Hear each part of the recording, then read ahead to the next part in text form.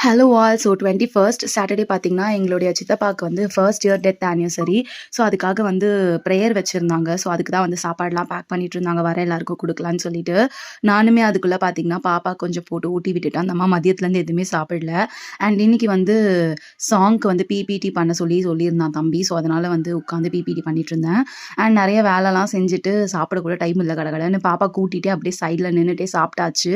கடைசியில சாப்பாடு வந்து தீந்து போச்சு. அண்ட் எங்க பெரியம்மாலாம் பார்த்தீங்கன்னா, டிஃபன் தான் வாங்கி சாப்பிட்டாங்க.